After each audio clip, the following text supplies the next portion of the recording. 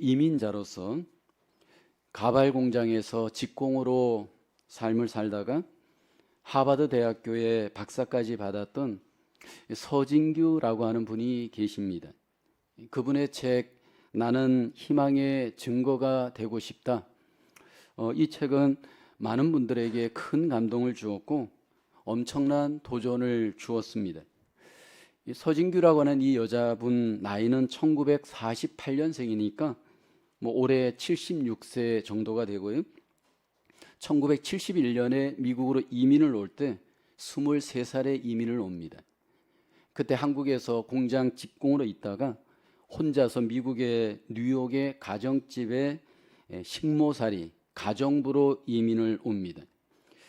그리고 한국 남자와 결혼을 했지만 그 결혼 생활이 너무 힘들어서 이혼을 하고 그리고 미국 육군에 자원하여 입대를 합니다. 자기 나이보다 최소한 10살 정도 아래가 되는 그 미군들과 함께 훈련을 받으면서 마침내 중령까지 진급을 하고 최초의 한인 여자로서 한국의 미군의 중대장으로 파견까지 됩니다. 거기서 멈추지 않고 이분은 또 갱년기 때 또 공부에 도전하여서 하버드 대학교에 석사과정, 박사과정까지 마치고 59세 때에 박사 학위를 마침내 받습니다. 중요한 것은 그분의 딸입니다. 이 어머니의 그 신앙의 삶, 도전의 삶, 고난을 이기는 삶을 이 딸이 도전받고 혼자 키웠던 이 딸 아이도 열심히 공부를 하고 고난을 잘 이기고 마침내 하버드 대학교에 진학하여서 학위를 받고 하나님 앞에 영광을 돌립니다. 그분의 인생을 보면 서진규라는 분의 인생은 한마디로 고난의 대명사였습니다. 그분의 책, 그분의 간증은 교회를 통해서 이미 많이 간증이 되고 있고요. 그 책은 이미 베스트셀러로 많은 분들에게 읽히고 있고요. 그리고 고난 중에 그리스도인들이 어떻게 삶을 살아야 할지, 특별히 우리 부모들이 우리의 자녀들에게 어떻게 삶을 본보여야 할지 귀한 도전을 줍니다. 고난 중에 하나님의 복을 경험하였던 이분의 삶은 하나님의 그 복이 그 자녀에게까지 이어져서 이 세상 가운데 영향력을 끼치는 승리를 경험합니다. 여러분, 고난 중에 이분같이 승리하시는 분이 우리들 중에도 있습니다. 고난 중에 승리하시는 분들을 보면 그 승리하는 분명한 삶의 루틴이 있습니다.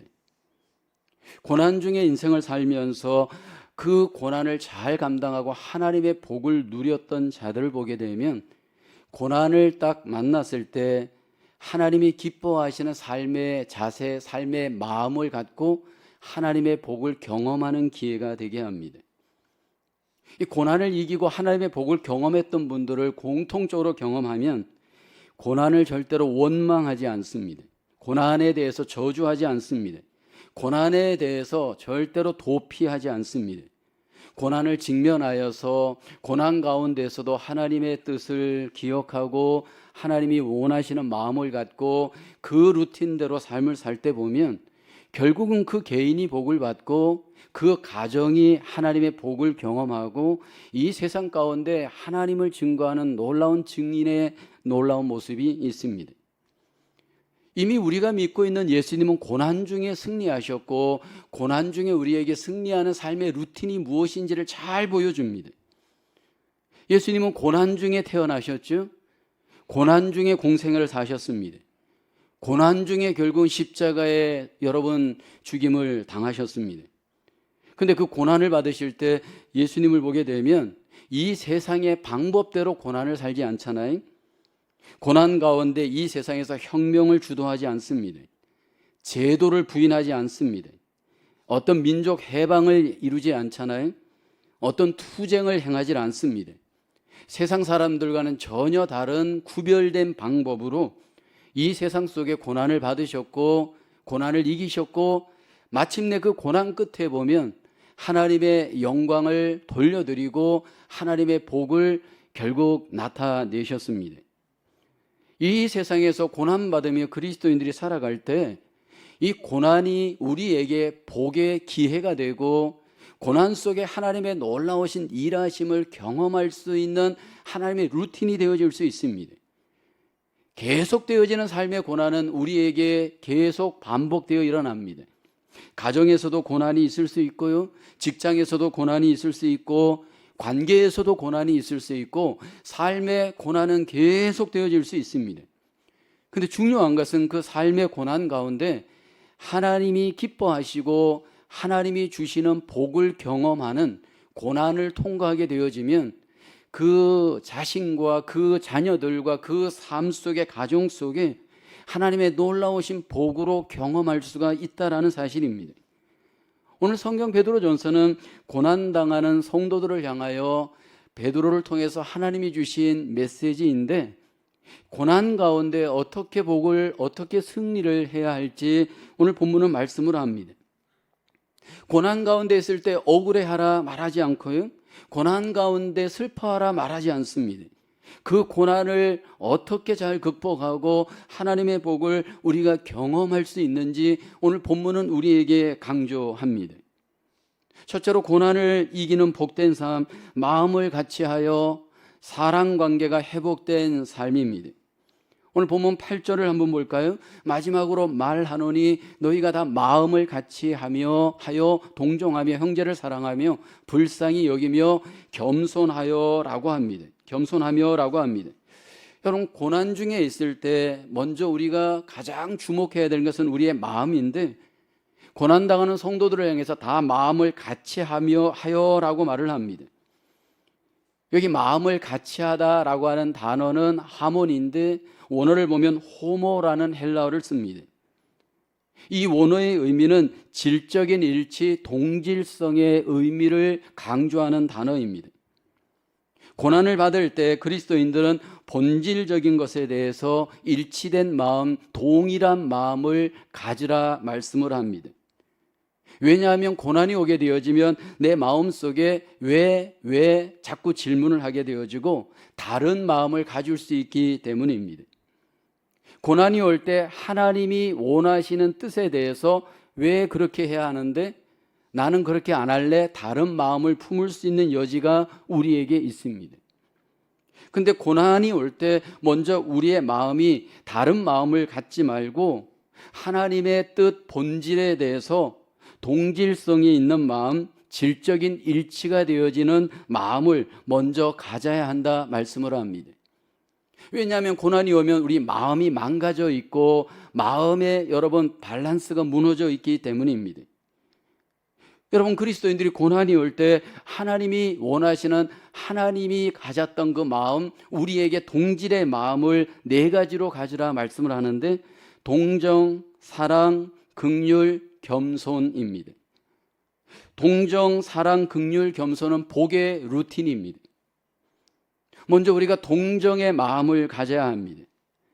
심펫이라고 하는 이 영어 동정이라는 단어는 여러분 합성어인데, 펫이라고 하는 함께하다, 심이라고 하는 단어 두 개가 합쳤는데 다른 사람과 같이 고난과 감정을 공유하여 가지라 의미입니다. 이 동정을 가장 잘하셨던 대명사는 예수님이십니다. 예수님이 이 땅에 오셔서 약한 사람을 볼 때 고난 중에서도 자기 고난에 집중하지 않고 연약한 자들을 동정하셨습니다. 그리고 주님은 지금도 동정으로 삶을 살아가십니다. 히브리서 4장 15절에 보면 우리에게 있는 대제사장은 예수님을 말합니다. 우리의 연약함을 동정하지 못하실 리가 아니요 모든 일에 우리와 똑같이 시험을 받으신 이로되 죄는 없으시니라. 예수님이 항상 동정하시는 분이십니다. 공생애 때도 동정하셨고 지금도 하늘나라에서 대제사장으로 계시면서 우리를 동정하고 계십니다. 고난이 올 때 내 마음이 먼저 동정하는 마음을 주님은 갖기를 기대하십니다. 왜냐하면 고난이 올 때 나만 힘들다 생각하면서 남에 대해서 여유가 없습니다. 그러면서 내 마음속에 동정심이 사라집니다. 동정심이 없이 남을 볼 때 마음이 삐딱해집니다. 내 안에 동정심이 없다 보니까 남을 볼 때 전혀 공감이 안 되어질 수 있는 위험이 우리에게 있습니다. 그래서 동정심이 없는 분들을 보면 자꾸 관계를 끊으려고 합니다. 여러분, 동정심이 없는 삶은 복의 루틴을 자꾸 내가 끊어버립니다. 관계를 통해 하나님이 주시는 복이 나에게 올 수 있는데 그 복의 루틴을 내가 끊어버립니다. 형제 자매와의 관계도 끊어버립니다. 심지어는 부모와의 관계도 끊어버리려고 합니다. 이웃들과의 관계도 끊어버립니다. 전화도 끊어버리고 카톡도 끊어버리고 만남도 끊어버리고 모든 것들을 고립된 가운데 혼자 살려고 합니다. 관계를 거부하면서 동정의 마음 없이 혼자 살아가려고 할 때 여러분, 스스로 복을 막고 바리케이트를 치는 것입니다. 저와 여러분 속에 필요한 것은 고난이 올 때 빨리 혼자 고립되어진 이 마음을 열고 먼저 주님이 나를 어떻게 동정해 주셨는지 주님의 동정을 기억하셔야 합니다. 그리고 그 동정의 마음으로 마음을 열고 이웃들과 동정하는 마음으로 관계를 가질 때 거기에서 복은 다시 회복되어지고 하나님의 약속된 복을 경험하게 됩니다. 그리고 고난이 올 때 우리에게 사랑을 강조합니다. 형제를 사랑하며 라고 합니다. 고난이 올 때 우리 속에 형제를 사랑하고 싶지 않습니다. 고난이 올 때 형제 자매와의 관계를 끊어버리고 더 이상 사랑을 유지하고 싶지 않습니다. 마음이 여러분 상해 있고 상처의 지배를 받게 되어지면 철저히 우리는 자기중심이 되어집니다. 주관성의 감정을 앞세워서 그것으로 사람을 대하면서 모든 관계가 망가지게 됩니다. 그러면서 결국 우리 속에 모든 관계가 여러분 차단되어지면서 어려움을 겪습니다. 주님께서 우리를 어떻게 고난 중에 사랑하셨는지 성경은 말씀을 합니다. 사랑하시되 끝까지 주님은 우리를 사랑하셨습니다. 여러분, 가룟 유다가 주님을 배신할 것 주님은 아시는데도 그와 끝까지 그를 발을 씻어주시고 그에게 주님께서 같이 먹을 것을 나누면서 사랑을 나누었습니다. 이것이 오늘 우리에게도 동일합니다. 고난이 오게 되어지면 여러분 모든 것들을 자꾸 끊어버리고 관계도 끊어버리고 사랑도 끊어버리고 싶습니다. 그러나 주님께서 나를 끝까지 사랑하신 것을 기억한다면 복의 루틴인 사랑의 마음으로 빨리 돌아서야 합니다. 그러면서 마음을 같이하여 불쌍히 여기는 마음을 가져야 합니다. 이 말은 긍휼의 마음을 가지라 의미입니다. 영성학자인 헨리 나우에는 긍휼이라는 책에서 이 영어 단어 컴패션은 파리와 쿰이라고 하는 단어가 이 컴패션, 이 긍휼이라는 단어를 만들어내었다는 겁니다. 무슨 의미냐면 여러분, 긍휼의 마음이 있는 사람은 함께 고통받습니다. 그러니까 우리가 고난이 올 때 내 고통에 우리는 집중하기 쉽지만 하나님이 원하시는 고난 중에 하나님의 백성들은 이웃의 아픔과 이웃의 약함에 여러분 마음을 두고 그들과 함께 고통받는 삶을 살아야 한다 강조를 합니다. 우리 속에 긍휼이 있게 되어지면 긍휼히 여기는 자가 결국 긍휼히 여기는 복을 받습니다. 여러분, 복이라고 하는 것이 하나님께 속해 있지만 하나님의 복은 하나님의 복의 루틴을 통해 우리에게 전달되어집니다. 대부분 그 루틴들을 가만히 보게 되면 여러분 우리의 마음을 통해서 우리의 관계를 통해서 그 복이 마음으로 오고 관계를 통해 오면서 그 복이 우리 가운데 여러 가지로 전달됩니다. 무엇보다도 중요한 것은 하나님께서 우리가 고난을 당할 때 마음을 같이하여 겸손할 것을 말씀을 합니다. 겸손은 최고의 축복의 루틴입니다. 대부분 우리는 이 땅에서 삶을 살 때 고난 당할 때 그 고난의 핵심에는 교만한 자 때문에 당하는 상처와 아픔이 많습니다. 이 교만한 사람들을 통해 상처를 받다 보니까 나도 같이 교만으로 대적하고 싶어 합니다.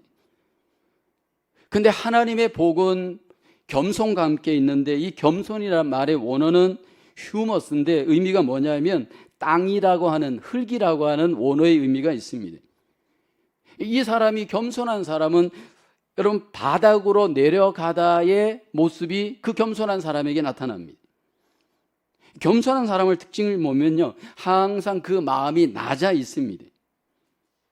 근데 여러분 우리가 고난을 당하고 마음이 상처를 입으면 마음이 자꾸 높아져서 교만해집니다. 그러면서 겸손하라고 하면 우리 스스로가 왜 내가 겸손해야 돼? 스스로 자기의 자존심을 세우려고 합니다. 그러면서 여러분, 자존심을 앞세울 때 축복의 모든 하나님의 루틴은 망가지게 되고 하나님의 복에서 멀어집니다. 관계가 다 깨집니다. 그 가정의 관계가 깨어지게 되고 직장에서 관계가 깨어지게 되고 사람들과의 관계가 깨어지면서 결국은 삶이 망가지게 되어집니다. 이 땅에 오셨던 예수님은 고난 중에도 끝까지 겸손하셨습니다. 나는 마음이 온유하고 겸손하니 그렇게 말씀하잖아요. 여러분, 우리가 겸손한지 안 한지 어떻게 그 겸손을 측정할 수 있을까요? 여러분, 겸손한 마음을 갖고 있는 사람은 그 삶 속에 섬김의 모습이 나타납니다. 그래서 이 사람이 겸손한 사람이면 그 삶 속에 섬김을 받으려고 하지 않고 남을 섬기는 삶을 삽니다. 그 섬기는 사람의 모습을 보게 되면 가정에서도 섬기고요, 교회에 와서도 섬기고요, 일터에서도 섬깁니다. 그리고 그 섬김을 통해 하나님의 영광을 받으시고 그 섬기는 사람에게 하나님의 복으로 함께 하십니다. 그 섬기는 사람을 보게 되면 항상 그 마음이 종의 자세를 갖고 있고 삶이 항상 종의 자세로 삶을 살아갑니다. 제가 이민교회를 와서 이민교회를 섬기면서 이민교회가 점점 어려워지는 것을 보게 됩니다. 여러분, 이민교회가 점점 어려워지는 것은 물론 한국교회도 마찬가지인데 어려워지는 그 위기의 원인이 뭘까요? 물론 여러 가지가 원인일 수 있습니다. 여기에서 어려워진다는 얘기, 숫자가 줄어드는 것을 얘기하는 게 아닙니다. 여러분, 숫자보다 더 중요한 것은 그 안에 질적인 문제입니다. 왜 자꾸 이민교회의 팀워크가 깨어지고 이민교회가 점점 여러분 이런저런 분란이 일어나고 싸움이 일어나고 어려움을 겪을까요? 여러 가지 원인이 있을 수 있지만 저는 가장 큰 원인이 이민교회가 겸손을 잃어버렸기 때문이다 생각을 합니다. 궁극적으로 얘기하면 종의 정신을 잃어버렸기 때문입니다. 근데 여러분, 새가족들이나 우리 다음 세대한테는 별로 문제가 없습니다. 대부분 교회 직분자들이 문제입니다. 목사님들이나 장로님들이나 안수 집사님들이나 권사님들이나 이런 교회의 가장 핵심 일꾼들이 직분을 자꾸 계급으로 생각하잖아요. 직분을 섬김으로 이해한다면 문제가 없습니다. 왜 목사의 직분을 받나요? 사람들한테 목사님 대접받고 사모님 대접받기 위해서 목사 직분을 받고 여러분 그 자리에 오르는 걸까요? 아니잖아요. 섬김을 베풀기 위해서 하나님이 우리에게 직분을 주신 거예요. 그런데 이것을 계급이라고 생각하니까 여러분 문제가 일어나잖아요. 만약 이것을 섬김으로 생각한다면 끝까지 그 직분자들이 잃어버리지 말아야 될 정체성이 뭘까요? 첫째도 겸손, 둘째도 겸손, 셋째도 겸손입니다. 어떤 청년 한 사람이 선교사로 하나님 앞에 드리고 싶어서 선교사 지원을 하는 인터뷰를 하게 되었습니다. 중국에 가서 선교를 하고 싶어서 이제 선교사 인터뷰를 위해서 선교위원회에 가서 인터뷰를 하는데 부적합하다고 결국 판정을 내렸습니다. 당신은 좀 더 준비해서 나중에 와서 인터뷰를 하십시오. 그렇게 말을 들었을 때 이 선교사는, 이 후보생은 너무 간절한 마음으로 그 선교위원회에 있는 분들에게 말했습니다. 선교사로 보내주지 않아도 괜찮습니다. 제가 선교사가 될 수 없다면 이미 선교사로 일하시는 분들의 종 노릇을 할 수 있도록 저를 좀 보내주십시오. 선교위원회에서 이 말을 듣고 깜짝 놀라서 감동이 되었습니다. 이런 사람이라면 선교를 보내도 마땅하다. 그래서 떨어졌던 그 사람을 선교지에 보냈습니다. 이분이 누구냐면 중국 선교로 우리에겐 잘 알려지지 않았는데 말린이라고 하는 선교사님입니다. 우린 중국 선교사 하면 허드슨 테일러 선교사님을 많이 기억합니다. 근데 허드슨 테일러 선교사님과 함께 사역하였던 분이 바로 이 말린 선교사님입니다. 사실 허드슨 테일러 이상으로 하나님의 일을 많이 하신 분입니다. 여러분, 우리가 오늘 회복해야 될 정신이 뭡니까?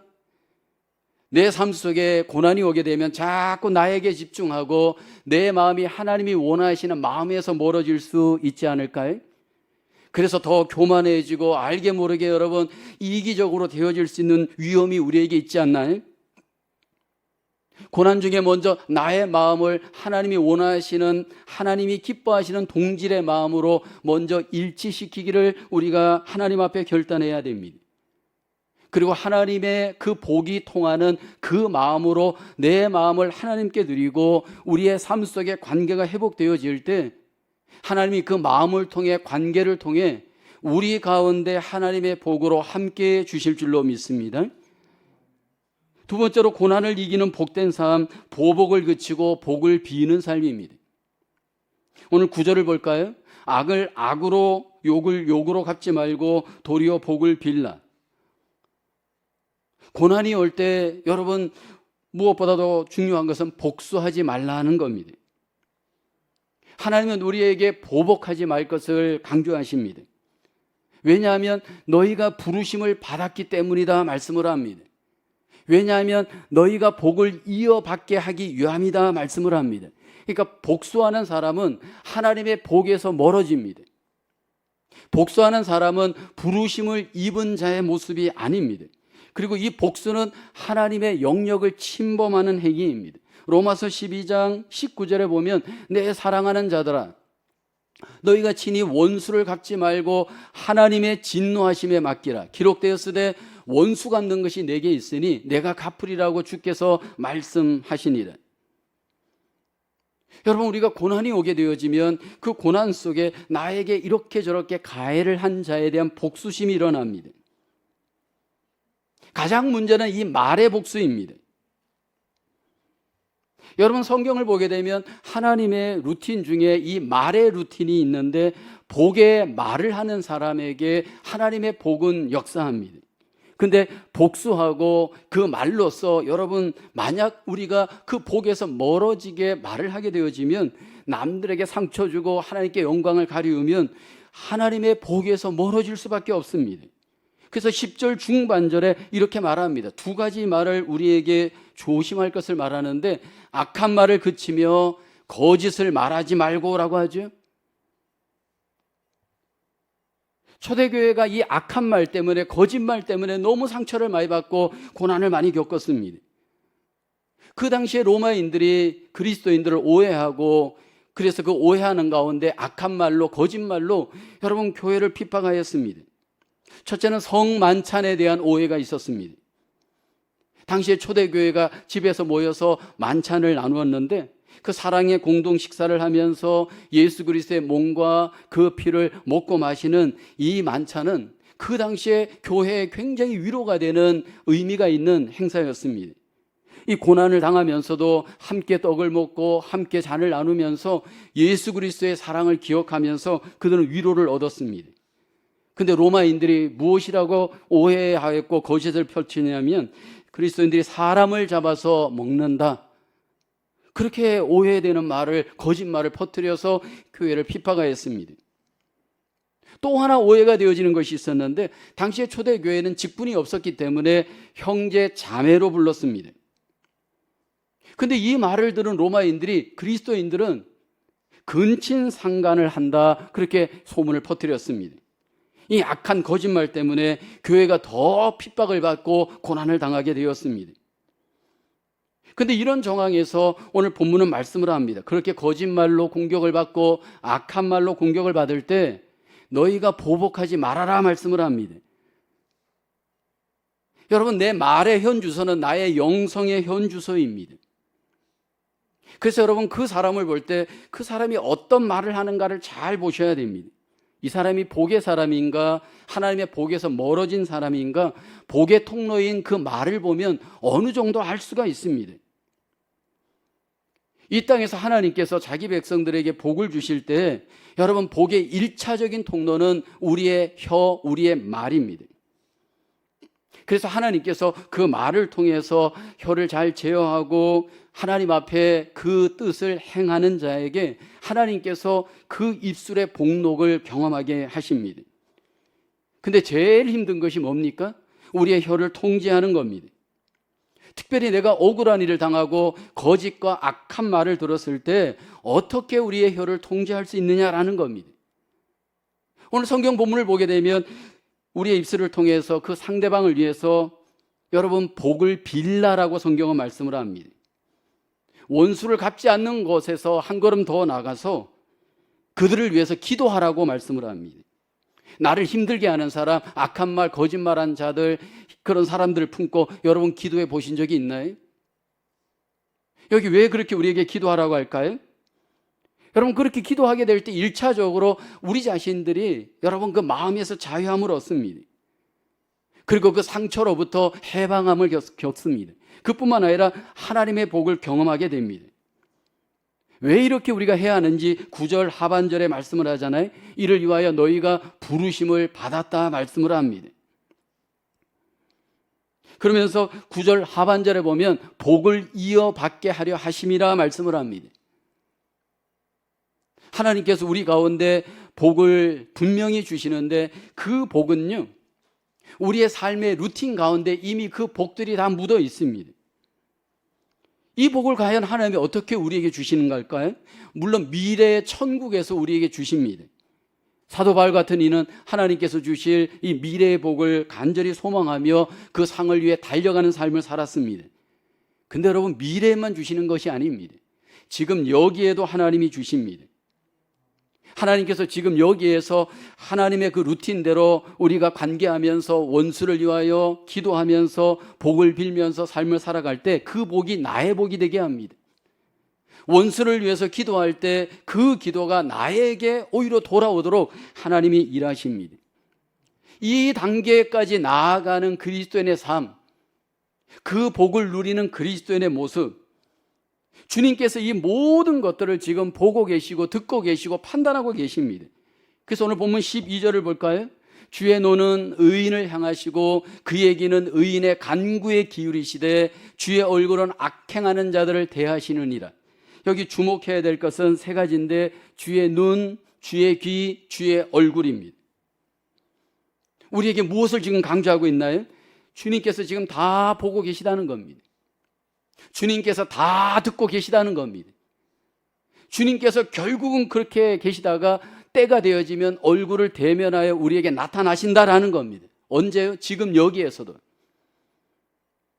그래서 여러분 우리가 주의 뜻대로 삶을 살게 되어지면 주님이 약속하신 그 놀라운 복들을 우리가 우리의 삶 속에 경험합니다.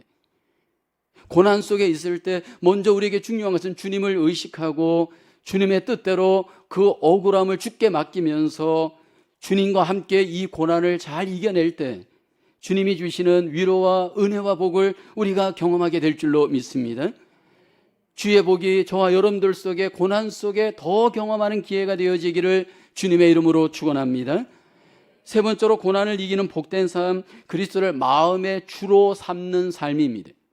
오늘 본문 15절을 볼까요? 우리 함께 고백해 보겠습니다. 너희 마음에 그리스도를 주로 삼아 거룩하게 하고 너희 속에 있는 소망에 관한 이유를 묻는 자에게는 대답할 것을 항상 준비하되 온유와 두려움으로 하고. 여러분 우리가 주목해야 할 단어는 주라고 하는 단어입니다. 여기 주라고 하는 이 로드라고 하는 단어는 그 당시에 큐리오스인데 로마 황제에게 적용되었던 단어입니다. 그 당시에 로마인들에게 황제만이 주였습니다. 그리고 그 황제가 주된 것을 고백하는 자마다 그 주에게 순종해야 했습니다. 그런데 오늘 본문에서 베드로는 예수 그리스도에게 우리가 주라고 고백해야 함을 강조합니다. 특별히 우리의 마음에 예수님이 주로 믿고 고백해야 함을 강조합니다. 예수님께서 우리의 구주가 되어주시고 먼저 우리의 마음의 로드, 주인이 되어주셔서 우리의 삶을 지배하기를 기뻐하십니다. 예수님을 우리의 마음의 주로 삼는 이 일을 우리는 하나님의 주권, 주님의 주권을 인정하는 것이다 말하죠. 여러분 고난이 오게 되어지면 내가 주인 되어줘 고난을 핸들링하려고 하잖아요. 고난이 오게 되지만 내 생각대로, 내 감정대로, 내 의지대로 여러분 고난을 뚫고 나가려고 하는 그 모습이 나에게 있잖아요. 그때 주님께서 오늘 본문에서 말씀하는 것은 너희가 고난을 당할 때 마음에 예수님을 주로 삼고 너희의 삶을 주님의 뜻대로 다스림을 받기를 원합니다. 그래서 오늘 본문 속에서 먼저 강조하는 것은 마음에 예수님을 주로 삼고 먼저 회복해야 할 것은 거룩입니다. 오늘 15절에 보면 여기 보면 거룩을 너희 마음에 그리스도를 주로 삼아 거룩하게 하고 라고 합니다. 고난을 당하면 거룩한 삶을 살고 싶지 않습니다. 거룩한 삶은 구별된 삶입니다. 근데 고난이 오게 되어지면 내 마음에 내가 주인 되어져 거룩하게 사는 것에 대해서 실증을 냅니다. 그 순간 하나님의 복으로부터 멀어집니다. 근데 예수님을 내 마음의 주로 삼고 고난을 당할 때 먼저 거룩으로 삶을 다시 한번 구별시킬 것을 말씀을 합니다. 그러면서 주님 앞에 우리의 삶이 어떻게 외적으로 드러나야 할지 말씀하잖아요. 내적으로 거룩을 회복한 뒤에 외적으로 예수님을 증거하는 삶을 살라 오늘 본문에서 말씀을 합니다. 오늘 본문을 보면 너희 속에 있는 소망에 관한 이유를 묻는 자들에게 자에게는 대답할 것을 항상 준비하되 온유와 두려움으로 하고라고 합니다. 고난을 당하게 되면 예수님도 배제하고 내가 주인 되어져 내 중심으로 살아가려고 하는 우리를 향해 주님을 빨리 주인으로 마음에 삼고 그 다음에는 주님을 증거하는 삶으로 우리에게 살 것을 말씀을 합니다. 그때 우리에게 필요한 자세가 뭐냐면 온유와 두려움입니다. 그래서 항상 우리에게 주님을 주인으로 모시고 살 때 증거할 기회를 항상 준비하면서 살되 온유와 두려움으로 준비하라 말씀을 합니다. 만약 누군가가 여러분에게 나에게 예수님을 소개시켜 주십시오. 예수님이 누구십니까? 예수님이 어떤 분입니까? 저에게 좀 알려주십시오 라고 하는 기회가 올 수 있다는 겁니다. 그때 항상 준비를 하되 온유와 두려움으로 하여서 그 순간 예수님을 증거할 수 있는 삶이 고난 속에 우리에게 행해야 될 삶인 것을 강조합니다. 중요한 것은 베드로전서 3장 15절 하반절에 대답할 것을 항상 준비하라 말하지, 온유와 두려움으로 항상 준비할 것을 우리에게 말씀을 합니다. 교만하지 말라는 겁니다. 부족한 자세로 온유와 두려움을 갖고 그들에게 예수님을 증거할 수 있어야 한다 말씀을 합니다. 그러면서 우리에게 강조하는 것이 고난 속에 선한 양심을 갖고 악에 대해서 승리해야 한다 강조합니다. 여러분, 악한 시대의 삶을 살다 보니까 나도 악한 마음으로 악하게 살고 싶어 할 수 있습니다. 그것은 하나님의 복에서 멀어지는 기회입니다. 선을 행함으로 고난받는 것이 악을 행함으로 고난받는 것보다 분명히 비교할 수 없을 만큼 낫다라고 오늘 본문은 말씀을 합니다. 왜냐하면 하나님의 위로하심이 있기 때문입니다. 하나님의 복이 함께하고 있기 때문입니다. 만약 내가 지금 고난 가운데 있다면 고난 가운데 나의 삶의 루틴은 너무나도 분명합니다. 내 마음에 예수님을 나는 주로 삼아야 합니다.